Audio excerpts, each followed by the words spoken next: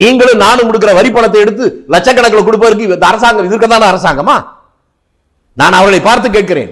பெற்ற பிள்ளைகளை காப்பாற்ற தன்னை வேள்வியில் அர்ப்பணித்துக் கொண்டிருக்கிற பெண் பிள்ளைகள், ஆண்கள் எவ்வளவு பேர் கல் உடைக்கிறான், மண்ணை தூக்குறான், என்னென்ன வேலை செய்யறான். அதுல தவறி விழுந்து எத்தனை பேர் மரம் வெட்ட போய் விழுந்து செத்துருக்கான். அப்படி செத்தவனுக்கு ஏதாவது 10 லட்சம் ரூபாய் கொடுத்திருக்க அரசாங்கம்? நல்ல வரையில் பெண் பிள்ளைகளை காப்பாற்றுவதற்காக உடைக்கிறவன் செத்தால் அவனுக்கு 1 ரூபாய் தராத அரசாங்கம், கள்ளச்சாராயம் குடித்து செத்தால் அவன் குடும்பத்துக்கு 10 லட்சம் தரும் என்றால் இது எதை காட்டுகிறது? தவறுகளை தூண்டுகிறதா அல்லது தவறுகளை குறைக்கிறதா?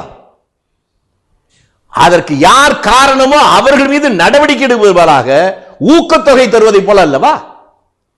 ஒழுக்கமாக நேர்மையாக வாழ்கிற காத்தானும் கருப்பனும் சுப்பனும் அவன் தருகின்ற வரிப்பணத்தை கள்ளச்சாராயம் குடித்து விட்டு செத்து போனால் அவன் குடும்பத்துக்கு 10 லட்சம் ரூபாய் தரும் என்றால் இதற்கு மேல் அரசாங்கம் அல்ல, இது மோடி மசான் வேலை. இல்ல, அதுவும் ஒரு அரசுடைய வேலைதானே. தவறு செய்வர்கள் மீது நடவடிக்கை எடுப்பதும் அரசு தான், நிர்கதியாக இருப்பவர்களுக்கு உதவுவதும் அரசு தானே.